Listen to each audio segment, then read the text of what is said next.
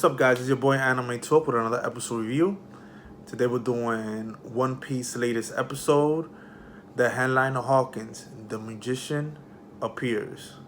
So we start off this episode where we left the last episode of basically Hawkins and Luffy and Zoro having a little stare down, and the fight is about to begin. So three guys from the worst generation, basically two against one. Even though Hawkins got his subordinate status, which outnumber Zoro and Luffy, but Luffy and Zoro definitely have, I would say, the power. They will have an advantage when it comes to power because, like I said before, all three of these guys are part of the worst generation, which is the 12 pirates of the worst generation, the 12 pirates. But Luffy and Zoro obviously are on the same side. So basically we start with a little comedy because Luffy and Zoro are kind of going at it because when Luffy takes out his sword, Zoro right away feels this is a special sword. So Zoro, being a swordsman, he's like, Luffy, let me see the sword. And Luffy's like, no, I'm not letting you see the sword. The sword is a samurai soul.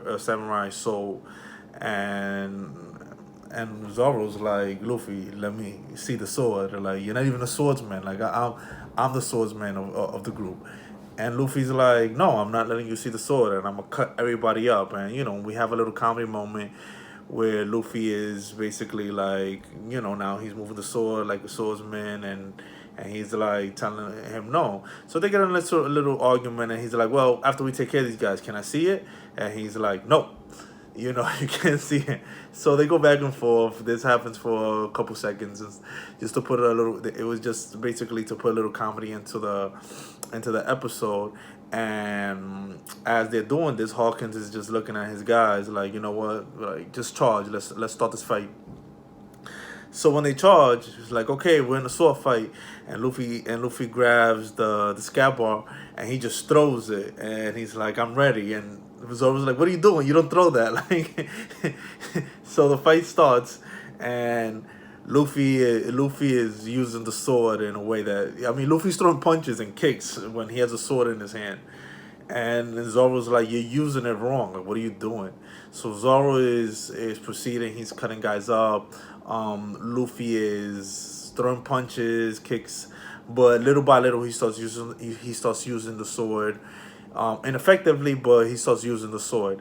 And as they keep going, Zoro and Luffy are definitely way more powerful than Hawkins' subordinate. They're making quick work out of them, even though at points some of the guys seem a little bit more stronger. There was a guy with like a hammer, and he was basically breaking the earth into two when every time he hit the earth. And at one point, even Luffy almost fell in the hole, but since Luffy's made out of rubber, he was able to grab on and come back up. So these guys are getting defeated, knocked out the way one by one. Boom, boom, boom, boom, boom, boom. And as this goes on, at one point Luffy is attacked by like a lizard, and Luffy just basically throws the lizard to Hawkins, and Hawkins takes out his sword and stabs the lizard. But the thing about his sword, it became like a straw.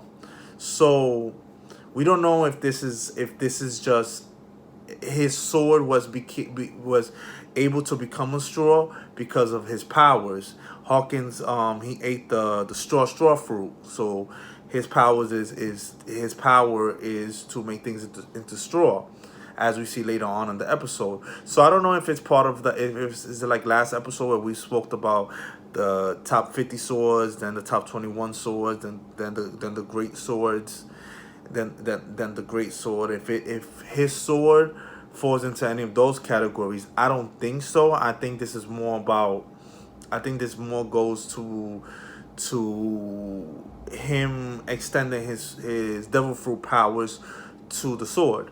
So he uses the sword to stop the lizard. He basically kills the lizard because the lizard was flying at him because Luffy threw it. And even Luffy felt sorry for the lizard. Luffy says it at one point. He's like, oh shit, I feel sorry for the lizard.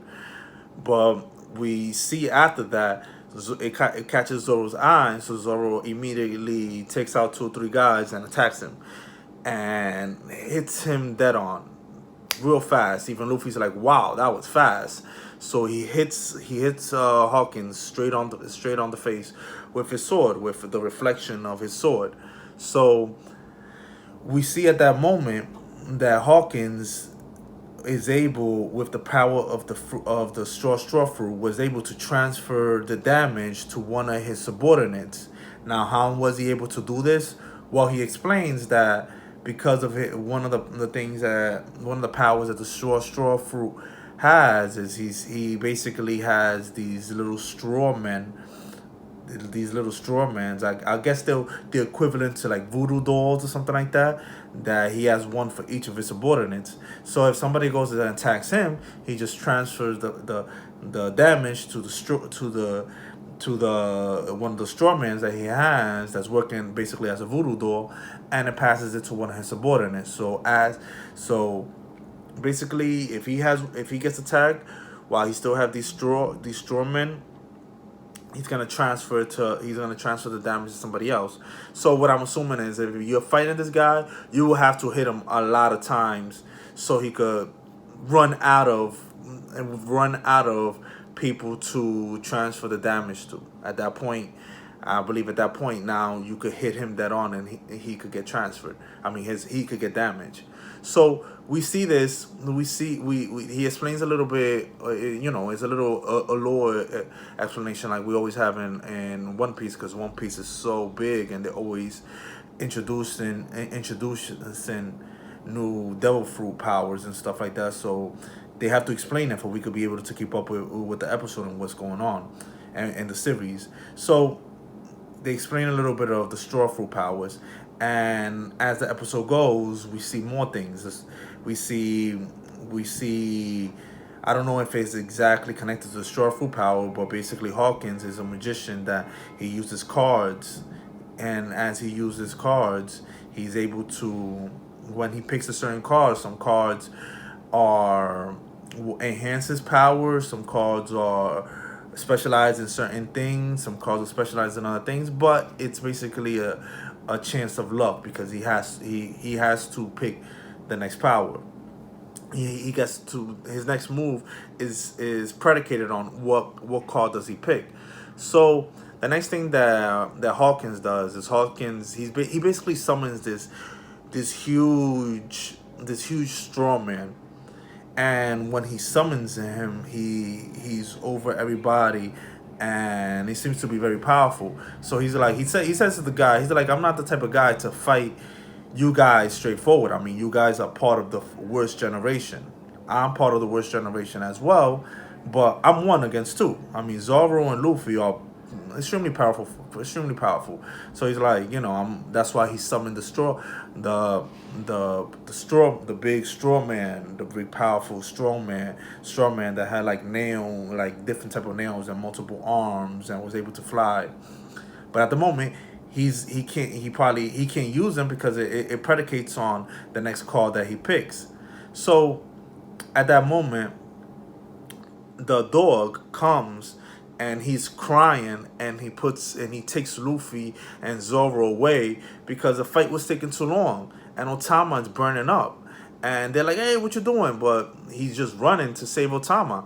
So, these guys, they grab Otama and they're like, oh my gosh, he's burning up. This is why the dog is acting like this. But as they're leaving, Hawkins subordinates, they're pursuing Luffy. And, Luffy is doing his multiple punches, boom, boom, get him out the way. Zoro is, anybody who attacks the dog while the dog is running, he's getting him out the way and stuff. And and Hawkins is picking out cards. And like I said before, his next attacks predicate on the next card he picks. So he doesn't really have control over that.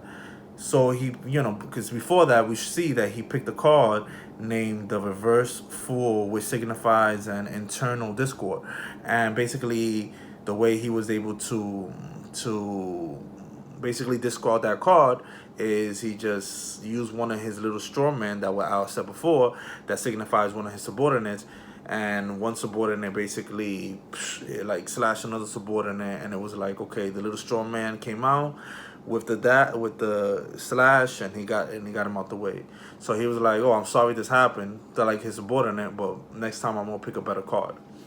And as he picks a card, his eyes open up, and he's like, "Yes, this is the perfect card for my next move." So the card he picks is named the Reverse Hierophant. It's the card of pursuit, and it's the perfect card at the moment because what's Luffy doing with the dog? They're running away. So he picks his card.